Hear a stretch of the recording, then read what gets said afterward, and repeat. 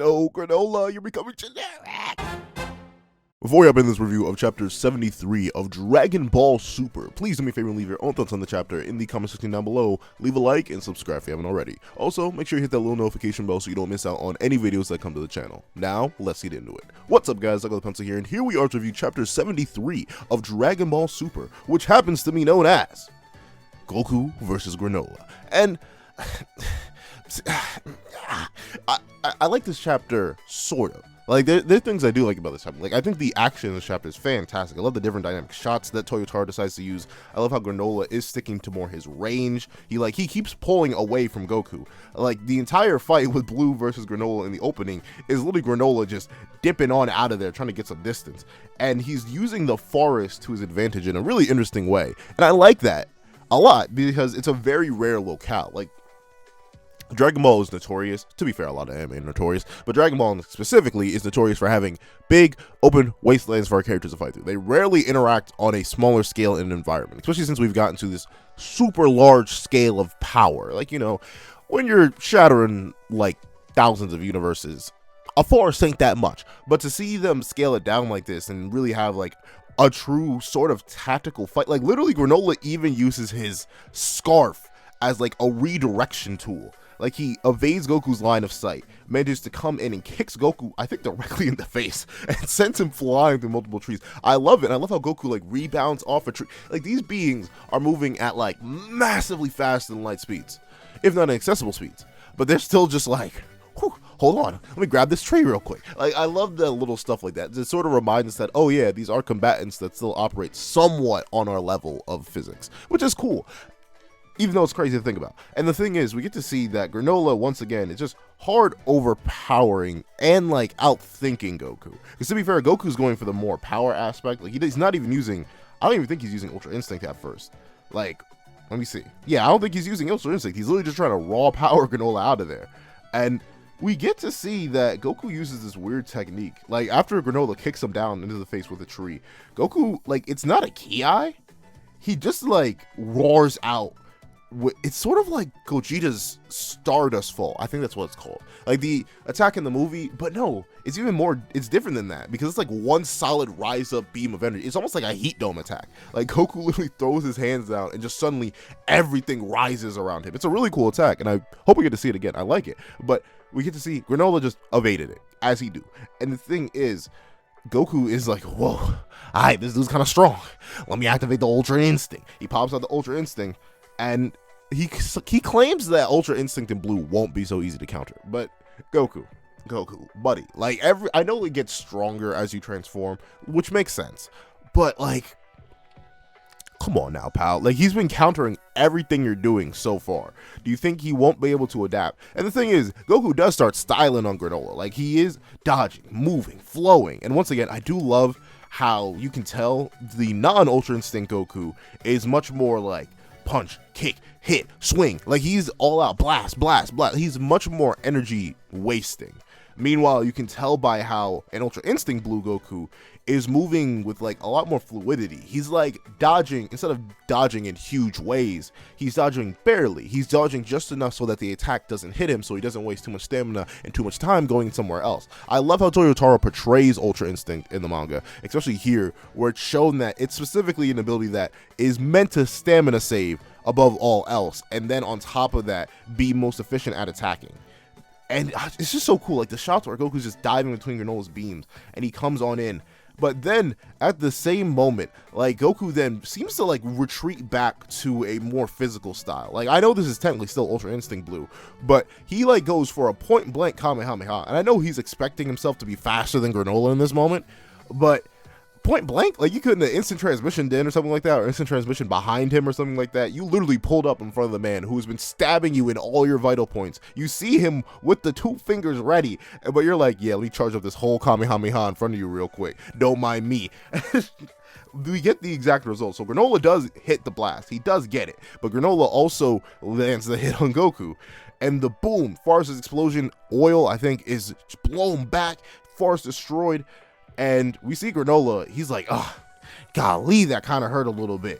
And meanwhile, Goku is coughing blood on the ground. Because, like, what do you think was going to happen? And Granola straight up tells him, yo, stronger attacks, faster evasion. They won't help you, buddy. You always have weak points. It doesn't matter what y'all, who y'all, how y'all, even I have weak points, but you don't have the eye to see it. And Goku's like, wow, golly, I guess I do need to learn my lesson.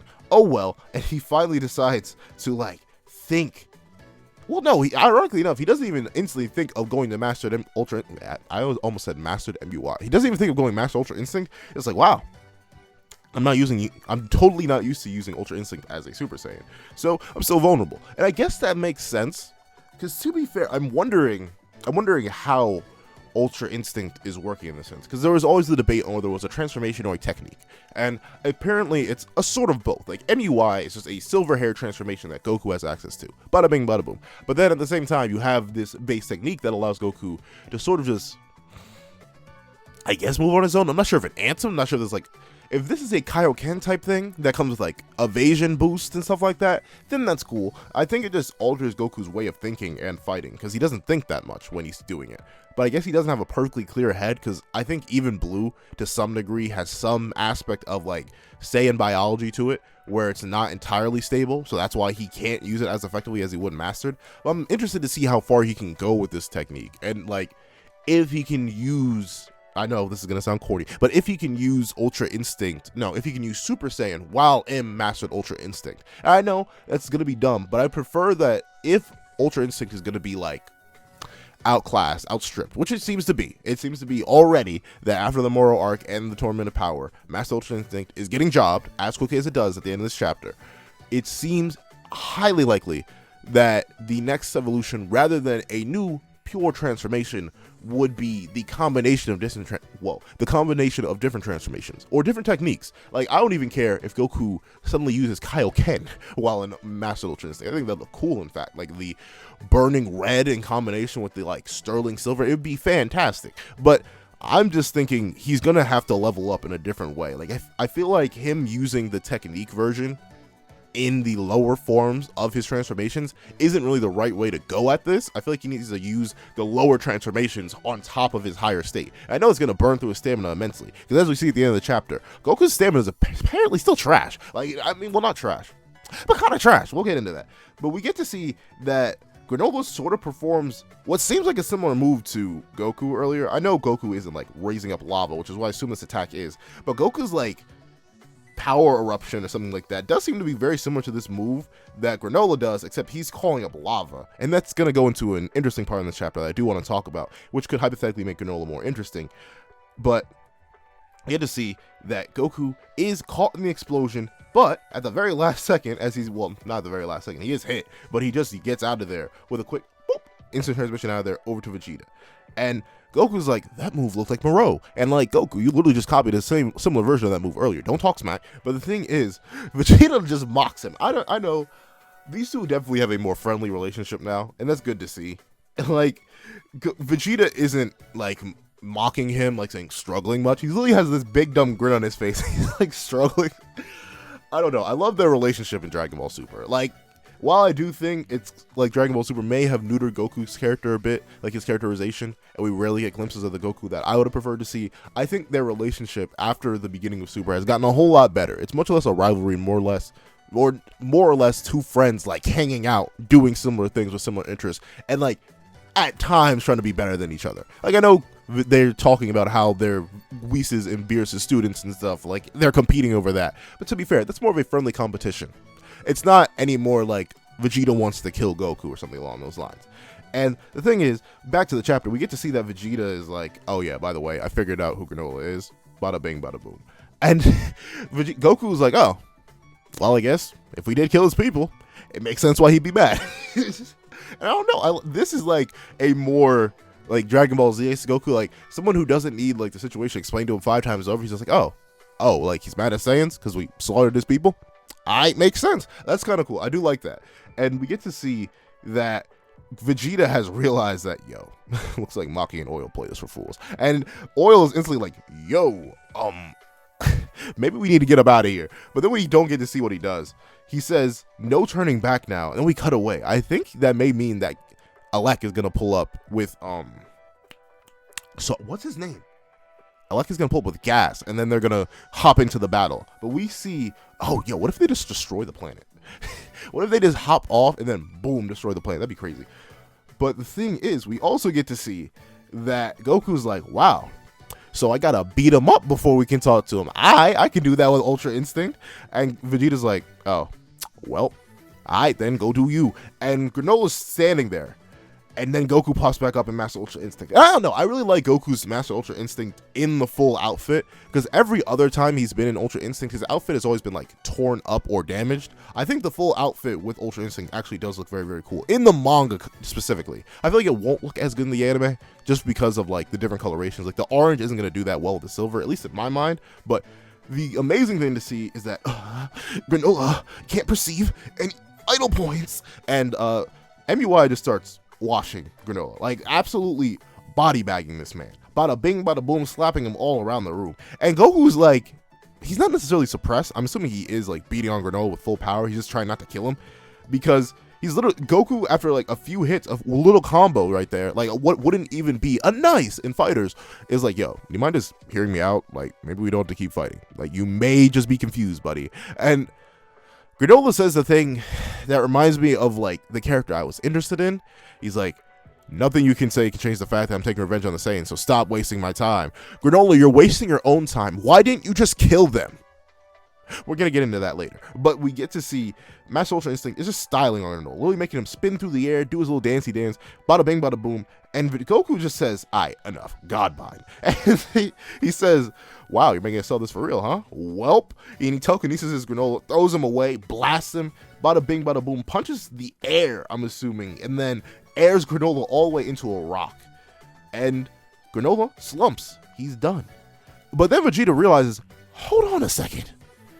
Granola should be dead. Well, not dead. But he says his power should have dropped a bit more. What's going on here, buddy? And then he's like, wait, huh? And then he notices that Granola has, like, his power has shifted, essentially.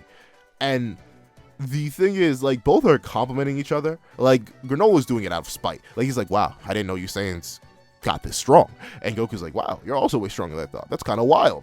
And the thing is, it seems like Granola is still intent on killing these people. So why doesn't he just kill these people? Especially considering the fact that, I mean, maybe they would have sensed him if he had powered up and shot. But look at this. Granola says, all I said was I made a mistake underestimating you. I shouldn't have split my power at the start. And Goku's like, split? And the thing is, we get to see that Granola ended up using a sort of version of the Tenshinhan technique. Hold on, let me look up what it is. Yeah, Granola is essentially using multiform here, which just allows him to split his body up and like split his power. Except this seems like a more advanced version of the multiform technique, because Granola was able to choose how much power went into this clone, and there was only one. Usually the multiform technique automatically produces 4, I'm pretty sure. But the thing is, we get to see that Granola went from in like sight lines of Vegeta to instantly in front of MUI and instantly one-shots him. Bada bing, bada boom, Goku's down for the count once again, bleeding, and he's blasted all the way through the same hole that he made, I'm pretty sure. And Granola just walks up, and he's like, I decided to have you fight my clone in order to save my strength for Frieza. And, alright, so I know relatively he expects the Saiyans to be weaker than Frieza. That's how it was years upon years upon years ago. But like, bro, you're the strongest in the universe right now.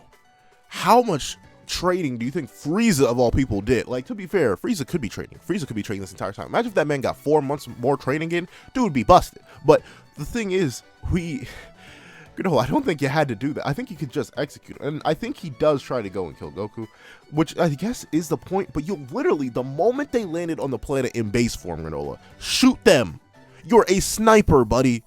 All you had to do was bam, headshot, bam, headshot. That's it. And considering how powerful you are, strong enough to simply one-shot Master Ultra Instinct Goku. And let's talk about this. He does one-shot MUI Goku. I've seen a lot of debate on whether or not he actually hit MUI Goku because of the way Toyotaro draws it. But no. Well, the thing is, Toyotaro drew it. You can see in the last panel, he's in MUI. So reasonably, if MUI was the perfect dodging technique, he should have been able to just dodge it. And to be fair, I've heard a lot of people saying, like, Goku was off guard. Goku was off guard. But y'all realize the point of Ultra Instinct, right? It's like the culmination of Goku's weakness being negated. Like, he doesn't have to be on guard. His body moves for him. Granola was just faster and stronger here. Like, to be fair, MUI may stand a better chance, because Granola goes on to mention that Ultra Instinct has like a deficiency curve. Like it starts off super high, but apparently very quickly goes downward, because as he describes it, your accuracy drops every time. Well, not every time. Your accuracy drops over time in that silver-haired form. I knew I could find an opening eventually. So essentially, if you can survive Ultra Instinct Goku, it's not perfect Ultra Instinct. And this makes sense considering there are higher levels of Ultra Instinct, and his mastered Ultra Instinct is simply a transformation. But still, man, like Ultra Instinct just keeps getting worse and worse. Like, I remember when it first dropped, everyone's like, this is the ultimate dodge hacks technique. But actually, it's kind of poop. Like, if you're equal to, don't even say stronger than Goku, I think you can survive Ultra Instinct pretty well. Jiren showed it, Moreau before he went nuts showed it, and Granola, who is now not an equal to Goku, but stronger than him, also showed it. So I don't think Ultra Instinct right now is like as perfect as we thought it was. I feel like Ultra Instinct, as long as you're relative to Goku, has a lot more weaknesses, and like it just isn't as good as we think it is. It has weaknesses to like multi-area of effect attacks. It has very bad stamina. Well, not very bad, because to be fair, Goku was just chilling in the form. He's not showing any signs of strain.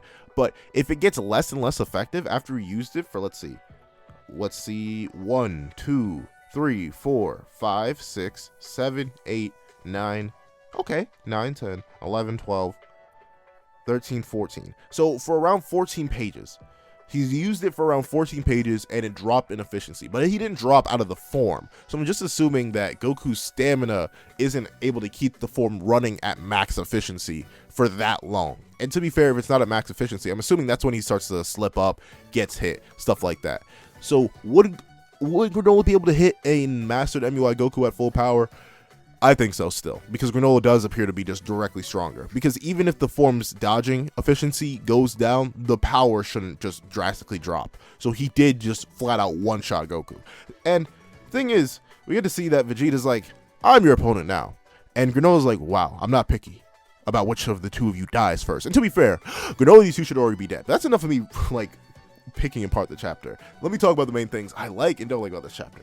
Granola, buddy, Paleo, amigo, you should have just killed these two, man. Like, I feel like this Granola doesn't feel like the same Granola we got a few chapters ago, like the one that we were introduced to, the one that was instantly about that action. And I know why. It's the same reason a lot of characters just aren't allowed to be about that action, because he's fighting real people now. Like, he was fighting against mooks and clones last time, so of course you could instantly execute them, take care of them, and the job will be done. But due to the fact that we're in a manga that is faced around battle that has two main characters fighting Granola right now, Granola just can't go out and instantly execute these two. But I feel like that's not good enough an excuse, and considering how important like the death of the Saiyan clan is to Granola, he shouldn't be wasting any time. The moment he sends them enter the atmosphere, it should have been bam, dead. The moment they popped out the ship should have been bam, dead. The moment Vegeta went to go heal Goku, bam, dead. Like, there's so many times when Goku should have died. There's so many times that Vegeta should have died, but Granola was just dragging out the fight. And for what reason? Like, why? I know you're afraid of using up too much energy for Frieza, apparently, but one, Frieza isn't even here. You don't know when he's coming, so you could just recover. And two, maybe you're probably wasting more energy letting them power up, and it'd probably be easier to use less energy if you one-shot them in base.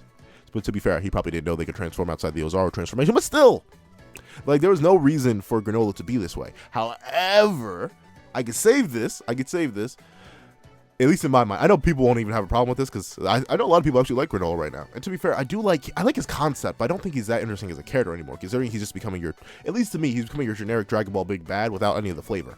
But the flavor starts to come in with the technique theft. I think I mentioned last chapter review how I believe that Granola, like, didn't just get the powers, well, no, the strength of the strongest in the universe. I think he also, like, somehow acquired the techniques of the strongest in the universe. Like, you know what I mean? Where, like, he's using Moreau's attacks, he's using Vegeta's attacks, or like a variation of them. He's using Goku's attacks. Like, he's taking these different powers from these different people, despite Granola probably having no idea what Hakai is, having no idea what an instant transmission is, and definitely having no idea of what lava is. I'm kidding. But thing is, even the multiform technique, where did Granola learn that? Maybe that's just a sniper thing, but I don't think so. Actually, that could work as a sniper thing, like make a decoy and then send it off. But even still, that sounds more like multiform to me. And the thing is, I feel like this could hypothetically work if the monkey's paw effect of the dragon was like super monkey's paw. Like, legitimately, to become the strongest in the universe, he had to start stealing traits and abilities from those of the strongest in the universe. It would explain why he's dragging out the fight so much, because suddenly he has like these Saiyan tendencies within him, so he doesn't want to end the fight immediately. 2, it would explain why he just has this drastic character shift where I'm going from instantly execute the Saiyans to hold on, let me drag out, knock down, have an actual fight with these people. That would make sense. It would explain, it would give extra layers to this like dragon that was on Planet Cereal. Like, it would make it so that dragon has even more cost to it, which seems super interesting to me. I love the cost and effect of that dragon. It's very much like a bank. Like, you exchange money. Like, you go in there with a $20 bill, and the $20 bill is your lifespan, and the dragon gives it back to you in all ones. Like, that's what it seems like. And I'd be very excited to see that Granola isn't just like your generic guy who now wants to fight the Saiyans at their full power, bada bing, bada boom, and then one slowly kill them. But at the same time, this could not be like an interesting choice where Granola is like picking up the cockiness of Moreau, the want for fighting Goku and Vegeta, the eye abilities of Tien. Like, this could just be Granola actually just ending up with the wanting to torture the Saiyans, essentially. Like, he just doesn't want to have them have an easy death, and for some reason this trained sniper who knows you get a job done quick, get in and out of there as fast as possible, is now going to drag the fight out as long as possible so they suffer before their death. I don't know, I don't get it. I know your people suffered when they were dying, but to be fair, I feel like the Saiyans didn't like grab them and crush them in their hands. I feel like they just ravaged the entire planet. So I don't know about that, buddy, but hey, that's the thing. If Granola's just generic now, darn it, I hope he has some more character flavor. Once again, I don't think he's going to be our final villain. I think he's just going to be like this mid-stop. He may join the gang, actually, which would be cool. And like, I think End of Z is supposed to take place sometime after this. So it'd be sad if Granola died somewhere between that point. Like, the 3 years ran out. But at the same time, it'd be cool if Granola stuck around, like another strong dude in the universe. Like Broly, who we haven't seen in forever. Like, can we even mention Broly? Like, can someone go help that man? He's still on Vampa. Like, get him off of Vampa. Goku, I know you gave the man a house, but please get that man off of Vampa. He just bring him to Earth, bring him to Whis. You know how useful that man would be, especially right here and right now. Actually, that'd be bad because the gap would be even wider. But still, that's all I have to say. I think this is still a solid chapter. I love the action, the dynamics, and the artwork in this chapter. Toyotaro is definitely getting better at creating much more dynamic and flowing action scenes. It's a lot less of the same, like, none of these areas I recognize. The only thing I could see he took inspiration from was like the Cooler movie with the forest fight scene. But even then, I don't think this is a copy of that scene, because it was two entirely different types of characters fighting in comparison to that movie. So I think this chapter is still great on that front. I still think Goku using the different forms and like understanding the idea of how he's going to deal with Granola, I think that's better. I think that's really, really cool. I like Vegeta's little like declaration of like false arrogance when he says he's going to fight Granola here, where he's probably just going to explain the situation to Granola like bit by bit through their fight instead of just trying to take him out. I like how Granola faked them out, but at the same time, I feel like it wasn't necessary. I think it's kind of dumb that he did it, but I'll take what I can get. All around, I still think this is a super solid chapter, but that's what I think. What do you guys think? Please tell me in the comment section down below. Thank you so much for watching. Please remember to like, share, comment, and subscribe, and I hope you guys have a wonderful day. This is That Guy with the Pencil, writing off.